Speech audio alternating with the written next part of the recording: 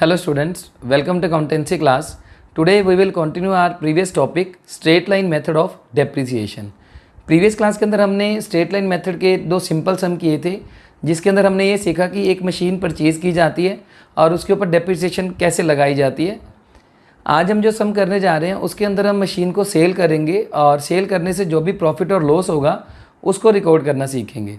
Next illustration 5 new book के according आप statement match कर सकते हैं।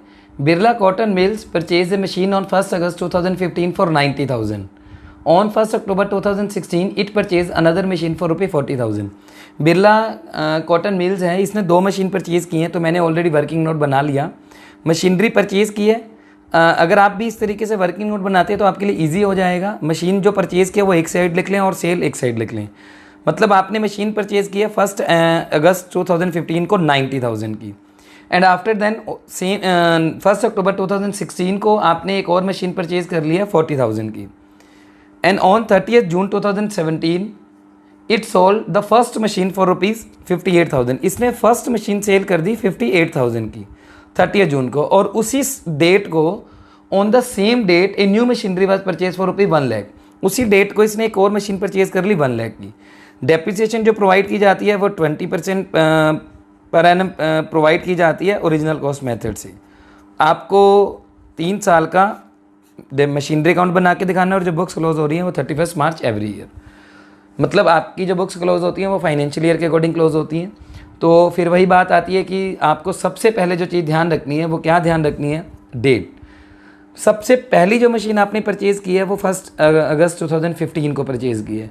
ये पहला ऐसा सम आया है जब आपने मशीन परचेज़ की है 1 अगस्त को, मींस फाइनेंशियल ईयर की स्टार्टिंग को ये मशीन परचेज़ नहीं की। तो आप यहीं से सम स्टार्ट करेंगे 1 अगस्त 2015 टू बैंक अकाउंट। आप इसके ब्रैकेट में 1 लिख लीजिए, क्योंकि हमें पहले ही पता है कि टोटल 3 मशीनें हैं, तो आप ब्रैकेट में 1 लिखते हैं तो आपके लिए इजी हो जाएगा। मशीन परचेज़ की है 90,000 की। अब नेक्स्ट ईयर जो क्लोज होगा ये वाला ईयर 31 मार्च 2016 को। 31 मार्च 2016 से पहले हमने कुछ किया, हमने ना तो कोई मशीन परचेज़ की ना मशीन सेल की, तो 31 मार्च 2016 को हम डेप्रिसिएशन लगा देंगे बाय डेप्रिसिएशन अकाउंट। ब्रैकेट में 1, कितनी डेप्रिसिएशन लग जाएगी 12,000। 90,000 पे डेप्रिसिएशन थी 20%, तो 90,000 का जो 20% बनता है वो कितना बनता है, 90,000 इंटू 20/100 इट विल बी 18,000। और हमें जो डेप्रिसिएशन चाहिए वो कहाँ से कहाँ तक चाहिए, 1 अगस्त से लेके 31 मार्च तक। तो 31 मार्च तक देखो कितने मंथ्स बनते हैं, आप अगस्त से काउंट करें, अगस्त, सितंबर, अक्टूबर, नवंबर, दिसंबर, जैन, फेब, मार्च, आपके पास टोटल मंथ बन जाएंगे 8 मंथ। तो डेप्रिसिएशन हमें कितने मंथ की लगानी है, 8 मंथ्स की। तो 8 मंथ की डेप्रिसिएशन आएगी 12,000। ये चीज़ ध्यान देना कि जो डेप्रिसिएशन है वो फुल ईयर की नहीं लगेगी, क्योंकि डेप्रिसिएशन यहाँ से यहाँ तक लगेगी। ये पहला ऐसा सम आया जब आपने फाइनेंशियल ईयर को मशीन परचेज नहीं करी, तो डेप्रिसिएशन यहाँ से यहाँ तक लगाएंगे तो टोटल 8 मंथ बनते हैं, तो 8 मंथ की डेप्रिसिएशन ही चार्ज की जाएगी। पहले ये चीज़ अच्छे से ध्यान देना, 8 मंथ की ही डेप्रिसिएशन यहाँ चार्ज करनी है। आफ्टर देन ये बैलेंस आगे चला जाएगा 78,000। फिर आप 1 अक्टूबर 2016 को एक मशीन और परचेज़ कर लेते हैं, तो बैंक अकाउंट ब्रैकेट में लिख देंगे 2, रीज़न क्योंकि सेकंड मशीन है। सेकंड मशीन आपने परचेज़ की 40,000 की। अब 31 मार्च 2017, इससे पहले हमने कोई मशीन ना तो परचेज़ की है ना ही जो मशीन परचेज़ की थी वो तो हमने लिख लिया, मशीन सेल नहीं की है। तो आप इस डेट को डेप्रिसिएशन लगा देंगे बाय डेप्रिसिएशन अकाउंट। पहले आप लगाएंगे फर्स्ट मशीन पे, फर्स्ट मशीन पे डेप्रिसिएशन कितनी लग जाएगी आपके पास 18,000। यहाँ लिख लिया आप 18,000, क्योंकि अब पूरे साल की लगेगी डेप्रिसिएशन लगनी है यहाँ से लेके यहाँ तक, तो पूरे साल की 18,000, 90,000 का 20% 18,000। यहाँ डेप्रिसिएशन की रेट 20% है, ध्यान देना, तो 18,000। सेकंड मशीन पे डेप्रिसिएशन देखो यहाँ से लेके यहाँ तक लगेगी इस डेट तक। 1 अक्टूबर से लेकर 31 मार्च तक 6 मंथ बनते हैं, तो सेकंड मशीन पे जो डेप्रिसिएशन लगेगी 6 मंथ की लगेगी, वो कितनी आ जाएगी, देखो पूरे साल की बनती है 40,000 का 20% 8,000, 6 मंथ की बन जाएगी 4,000, तो ये डेप्रिसिएशन हो जाएगी 22,000। फिर आप बैलेंसिंग करेंगे by balance carry down 1 and 2। First machine में से फर्स्ट मशीन का बैलेंस माइनस करेंगे तो ये आ जाएगा 60,000। सेकंड मशीन में से सेकंड मशीन का बैलेंस माइनस करेंगे तो ये आ जाएगा 36,000 और टोटल हो जाएगा 96,000। फिर आप इसका टोटल कर लेंगे तो ये टोटल करेंगे तो ये कितना हो जाएगा 1,18,000। फिर आप इसका भी 1,18,000 इस तरीके से टोटल कर देंगे। आफ्टर देन हम क्या करेंगे, जो बैलेंस हैं दो मशीन के बचे हुए वो आगे उतार लेंगे। ये बैलेंस हमारे पास कौन सी डेट को आ जाएंगे, 1 अप्रैल 2017। अब 1 अप्रैल 2017, अब यहाँ हमें डेट दी हुई है 30 जून 2017, तो वो 31 मार्च 2018 से पहले आएगी। इस डेट को आपने एक मशीन खरीदी है और इस डेट को आपने एक मशीन बेच दी। जो मशीन खरीदी है पहले आप यहाँ बैलेंस लिख लीजिए, टू बैलेंस ब्रॉट डाउन।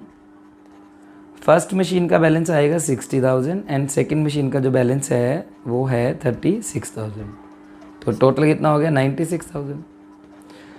अब 30 जून 2017 को आपने एक मशीन और ख़रीद ली टू बैंक अकाउंट, तो पहले आप इसको लिख लीजिए ब्रैकेट में 3, कितने की खरीदी है 1 लाख की।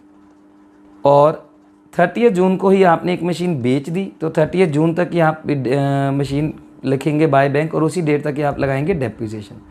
फर्स्ट मशीन बेची है तो इसके ब्रैकेट में फर्स्ट 1, कितने की बेची है हमने 58,000 की, तो यहाँ आप कितना लिख देंगे 58,000। डन। आफ्टर देन आपने इसके ऊपर डेप्रिसिएशन भी इसी डेट तक लगानी है। अब डेप्रिसिएशन लगेगी इस डेट से लेके यहाँ तक, मतलब 1 अप्रैल 2017 से लेके 30 जून तक। अगर आप इस तरीके से ध्यान रखते हैं तो आपके कन्फ्यूज़न नहीं होती। डेप्रिसिएशन लगेगी यहाँ से लेके यहाँ तक, तो कितने मंथ हुए, अप्रैल मई जून, 3 मंथ। तो डेप्रिसिएशन लगेगी 3 मंथ्स की बाय डेप्रिसिएशन अकाउंट, ब्रैकेट में 1 लिख सकते हो आप। 3 मंथ्स की डेप्रिसिएशन। अब देखो 3 मंथ्स की डेप्रिसिएशन कैसे निकालोगे। फर्स्ट मशीन की जो ओरिजिनल कॉस्ट थी वो थी 90,000, 90,000 का 20/100 इंटू 3/12। आपने क्या करना है, जितनी कॉस्ट दी हुई है उसको आप क्या करेंगे 20% जो परसेंटेज है और 3/12 कर देंगे 3 मंथ्स की, तो ये आ जाएगा 4,500। अब देखो यहाँ आ गया 4,500। डेप्रिसिएशन कितनी लगाई आपने 4,500 3 मंथ्स की। अब सेल प्रॉफिट या लॉस कैसे कैलकुलेट करना है, देखो आज मशीन की कॉस्ट हमारे पास कितनी पड़ी है 60,000, 60,000 कॉस्ट पड़ी है। 60,000 वाली चीज़ में से हमने 4,500 डेप्रिसिएशन चार्ज कर ली। मशीन का बैलेंस जो बचा वो बचा 55,500 और ये मशीन आपने कितने में सेल कर दी 58,000 में। मतलब 55,500 वाली मशीन आपने सेल कर दी 58,000 में, तो आपको 2,500 नेगेटिव में आंसर आ रहा है। नेगेटिव का आंसर मैंने आपको बताया था, ये आपके लिए क्या हो गया प्रॉफिट। आप इसको 2 तरीके से कर सकते हैं। आप क्रेडिट वाला टोटल कर ले, वो बन गया 62,500 और डेबिट जो टोटल था 60,000 उसमें से माइनस करें तो आपके पास 2,500 नेगेटिव फिगर आएगी। Negative figure means profit. मतलब अगर आपका बैलेंस डेबिट साइड में आ रहा है तो वो प्रॉफिट, अगर क्रेडिट साइड में आ रहा है तो लॉस। आप इस तरीके से भी सीख सकते हैं कि 60,000 वाली चीज़ में से 4,500 डेप्रिसिएशन चार्ज की तो 55,500 बचा। 55,500 वाली चीज़ आपने 58,000 में सेल कर दी तो 2,500 रुपये का आपको क्या हो गया प्रॉफिट। तो आप इसी डेट को यहाँ लिख देंगे to profit and loss account, bracket में प्रॉफिट। आप इसको to gain on sale of machinery भी लिख सकते हैं। ठीक है, प्रॉफिट हो गया 2,500। अब एक मशीन का ट्रीटमेंट हो चुका, जो मशीन सेल करी है पहले उसी का ट्रीटमेंट करते हैं, क्योंकि जो मशीनें बची हुई हैं उनकी तो डेप्रिसिएशन जाएगी 31 मार्च तक। 31 मार्च को डेप्रिसिएशन लगाते हैं bye depreciation account. Second machine पे लगाएंगे अब, क्योंकि फर्स्ट मशीन तो आपने सेल ही कर दी। सेकंड मशीन पे अब डेप्रिसिएशन लगेगी पूरे साल की। सेकंड मशीन की कॉस्ट कितनी थी, ओरिजिनल कॉस्ट है 40,000, तो 40,000 का 20% कितना आ जाएगा 8,000। थर्ड मशीन पे डेप्रिसिएशन लगाते हैं। थर्ड मशीन की देखो वैल्यू कितनी है, थर्ड मशीन की जो हमें कॉस्ट दी हुई है वो दी हुई है 1 लाख। इसके ऊपर डेप्रिसिएशन लगेगी 20%, लेकिन हमें कितने मंथ्स की चाहिए 30 जून से लेकर 31 मार्च। देखो बार बार मैं यही आपको कह रहा हूँ कि डेप्रिसिएशन यहाँ से लेके यहाँ तक लगेगी। अब डेप्रिसिएशन लगाते हैं तो कितने मंथ बन जाते हैं, जुलाई, अगस्त, सितंबर, अक्टूबर, नवंबर, दिसंबर, जैन, फेब, मार्च, तो कितने मंथ्स बन गए 9 मंथ। तो इंटू 9/12 9 मंथ की डेप्रिसिएशन लगानी है, ये आपके पास बन जाएगी 15,000। ठीक है, ये 15,000 आप यहाँ लिखेंगे तो टोटल डेप्रिसिएशन हो जाएगी 23। अब बैलेंसिंग देखिए ध्यान से कैसे करनी है। 31 मार्च 2018 को by balance carry down. First machine तो बेच दी थी। सेकंड मशीन की जो कॉस्ट है 36,000 में से 8,000 माइनस करेंगे तो आपके पास बच जाएगा 28,000। उसके बाद थर्ड मशीन का टोटल था 1 लाख, उसमें से आप 15,000 माइनस करते हैं तो ये बचेगा 85,000, तो ये टोटल हो जाएगा 1,13,000। आप इसको इस तरीके से टोटल कर देंगे, ये टोटल आपके पास बन जाएगा 1,98,500 और इधर भी आपके पास आ जाएगा 1,98,500। तो इस तरीके से क्लोज। और 1 अप्रैल 2018 को आप ये बैलेंस आगे उतार देंगे। पिछले समय हमने ये बैलेंस आगे क्यों नहीं उतारे थे? क्योंकि हमारे पास कोई बैलेंस बचा ही नहीं था, हमने मशीन सेल कर दी थी। एक ही मशीन थी तो सेल कर दी, बैलेंस बचा ही नहीं तो हमने वो बैलेंस आगे उतारा ही नहीं। तो ये आ जाएगा 28,000 एंड 85,000, तो ये हो जाएगा 1,13,000। इलस्ट्रेशन 6 है, a company whose accounting year is a calendar year. सबसे पहले तो आपको ये चीज़ ध्यान देनी है कि calendar year in the sense कि आपकी जो बुक्स क्लोज होती हैं वो 31 दिसंबर को क्लोज होती हैं। अगर आपको ये पॉइंट ना दिया होता तो हम नॉर्मली यही मान के चलते हैं कि जो हमारी बुक्स क्लोज होती हैं वो 31 मार्च को कंप्लीट होती हैं। मीन्स नॉर्मली जो हम फाइनल अकाउंट बनाते हैं वो फाइनेंशियल ईयर के अकॉर्डिंग बनाते हैं, 1 अप्रैल टू 31 मार्च। नॉर्मली आपको स्टेटमेंट में दिया भी होता है books are close on 31 March every year. यहाँ स्टेटमेंट थोड़ी सी चेंज कर दी कि books are close on 31 December means calendar year. तो पहले तो आपको ये ध्यान रखना है, मैं आपको हर वीडियो में बार बार यही चीज़ बोल रहा हूँ कि आपको यहाँ ध्यान देने वाली बात है डेट। मतलब आपने डेट की अगर गड़बड़ की तो आपका सारा सम गलत हो जाएगा। तो इसलिए आपको डेट वाइज अच्छे से चीज़ें देखनी है और किस तरीके से रिकॉर्ड करनी है वो सब पता होना चाहिए। तो सबसे पहला पॉइंट था कि बुक्स क्लोज होती हैं कैलेंडर ईयर को। A company whose accounting is the calendar year purchase on 1 April 2017 machinery ₹30,000। It purchase further machinery on 1 October 2017 costing ₹20,000। इसने 20,000 की मशीन और ख़रीद ली ऑन 1 जुलाई 2018 कॉस्टिंग ₹10,000 और इस डेट को एक और मशीन खरीद ली। मीन्स कंपनी ने 3 मशीन्स परचेज़ की है। ऑन 1 जन 2019 यहाँ पॉइंट नया आता है। ऑन 1 जन 2019 1/3 of machinery which was install on 1 April 2017 became obsolete. Obsolete का मतलब ख़राब हो जाना। And was sold for ₹3,000। जो मशीन आपने ये 30,000 की परचेज़ की थी 1 अप्रैल को, उसको आपने सेल कर दिया, उसका 1/3 पार्ट सेल कर दिया आपने कितने में? 3,000 में। 1/3 पार्ट क्या होता है? कई बार ऐसा होता है कि टोटल मशीनरी के कई पार्ट्स हैं तो उसमें से हमने एक पार्ट सेल कर दिया। तो अब इस सम को करेंगे कैसे? अगर आप नॉर्मल सम कर रहे हैं जिस तरीके से आप पहले कर रहे थे, आप वैसे सम करते जाएं तो आपको एक जगह जाके दिक्कत आएगी जो मैं पॉइंट अभी बताने जा रहा हूँ। अदरवाइज़ आप इसको किस तरीके से कर सकते हैं, आप इसका जो पार्ट है वो अलग भी ले सकते हैं। लेकिन प्रॉब्लम आती है कि अगर हम पूरा का पूरा पार्ट अलग लेके चलते हैं तो उसमें आपको थोड़ा सा ईजी तो ये रह जाएगा, जो डेप्रिसिएशन लगानी है उसमें डेप्रिसिएशन लगाने में दिक्कत नहीं आएगी। लेकिन अगर देखो 2 मशीन्स होती है आपने परचेज़ की होती है, आप उन दोनों को अलग अलग लेके कर सकते थे। लेकिन अब इस मशीन में से एक पार्ट आपने बाद में जाके सेल कर दिया। अब कई बार बच्चे क्या करते हैं कि 30,000 से ही सम स्टार्ट करते हैं जैसे बुक के अंदर किया हुआ है, तो बाद में जाके जब सेल करते हैं तो वहाँ आंसर मैच नहीं करता। तो वो पॉइंट कैसे करना है देखिए, 30,000 अगर आप स्टार्टिंग से अलग अलग लेते हैं फिर तो आपको दिक्कत नहीं आएगी। मतलब आपने 20,000 अलग ले लिया, 10,000 अलग ले लिया। लेकिन अगर आपने इकट्ठा लिया है तो आप कैसे इसको करेंगे? देखो मशीन खरीदी है 30,000 की, उसके बाद आप डेप्रिसिएशन लगाएंगे 9 मंथ की, क्योंकि बुक्स कब क्लोज होती हैं 31 दिसंबर को, तो 9 मंथ की डेप्रिसिएशन लगी। नेक्स्ट मशीन आपने 1 अक्टूबर को परचेज़ की, इसके ऊपर आपने 6 मंथ की डेप्रिसिएशन लगाई। ये बैलेंस आ गया आपके पास 30,000 minus 2250 is equal to 27750। 20,000 minus 500 19,500।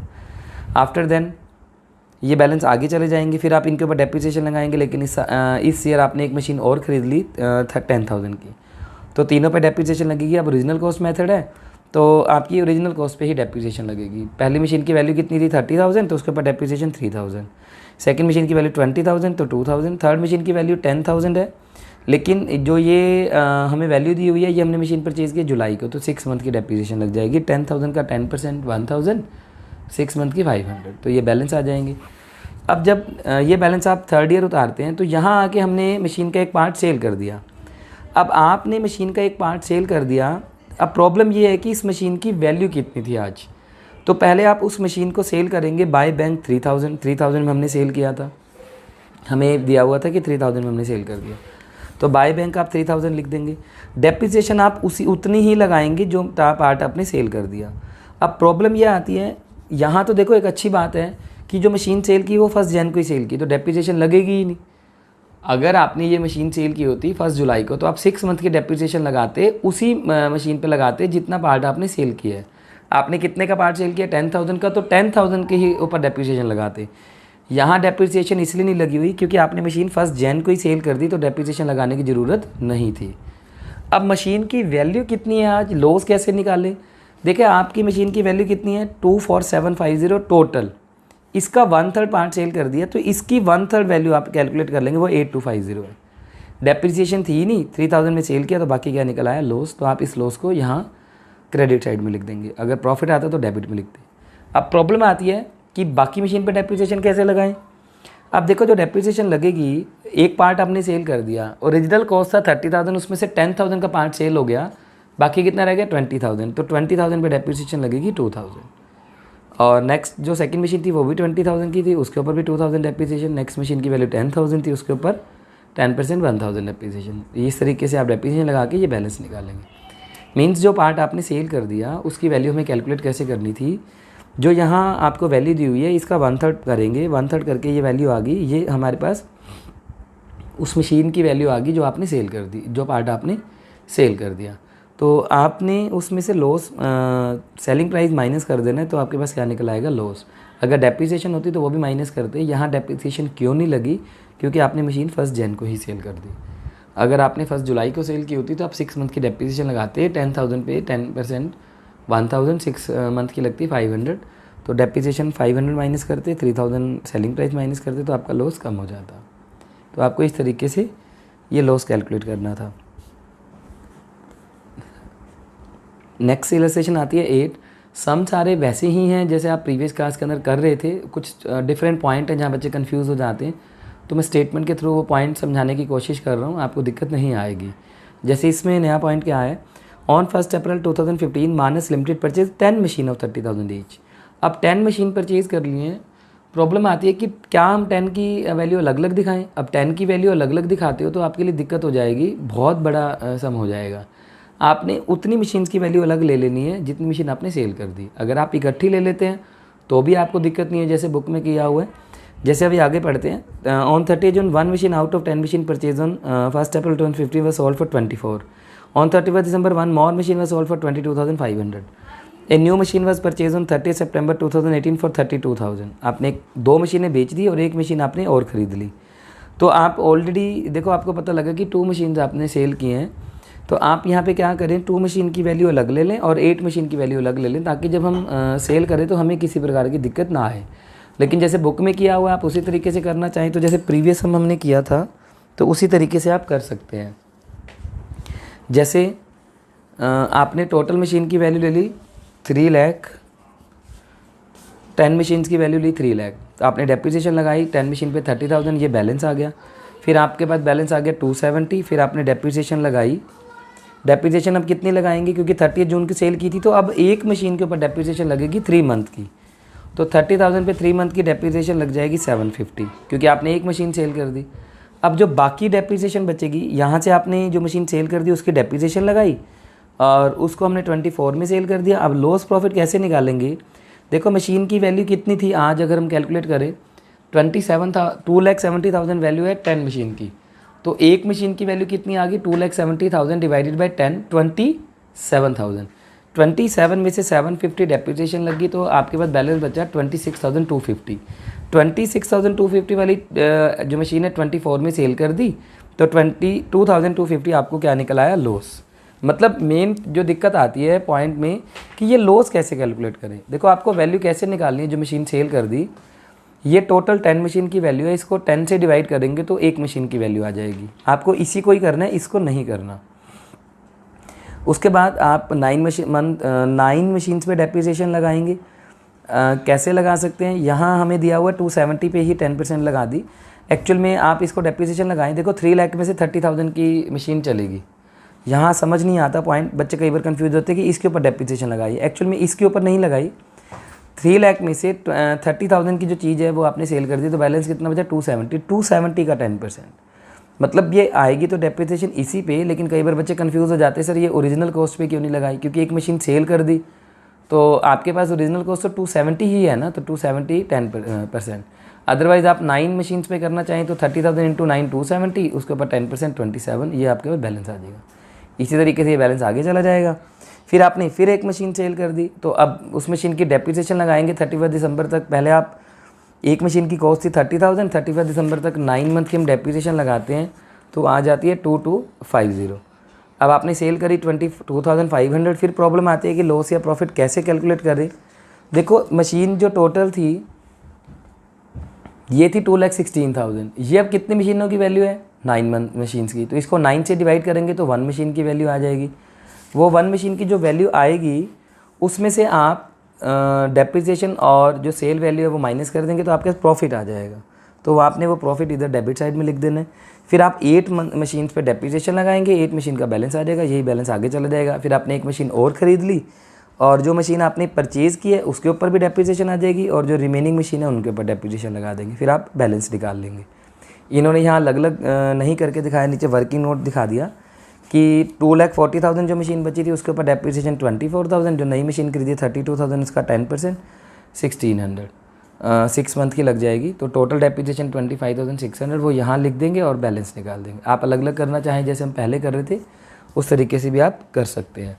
तो ये कुछ सम थे जिनके अंदर हम स्ट्रेट लाइन मेथड से डेप्रिसिएशन लगाना सीख रहे थे। तो आपके स्ट्रेट लाइन मेथड के अनसोल्ड 10 सम्स हैं, आप इसको अच्छे से कंप्लीट कर लेंगे। रिटर्न ऑन वैल्यू मेथड से जितने भी पहले सम है आपके अनसोल्ड, कई बच्चों की बुक्स में 11 सम है, कई बच्चों की बुक में 10 सम्स हैं, तो जितने भी आपके सम्स बनते हैं आप उनको कंप्लीट कर लेंगे। नेक्स्ट क्लास के अंदर हम return on value method cover करेंगे जो सेकंड मेथड है। तो आज की क्लास आपकी यहीं कंप्लीट है।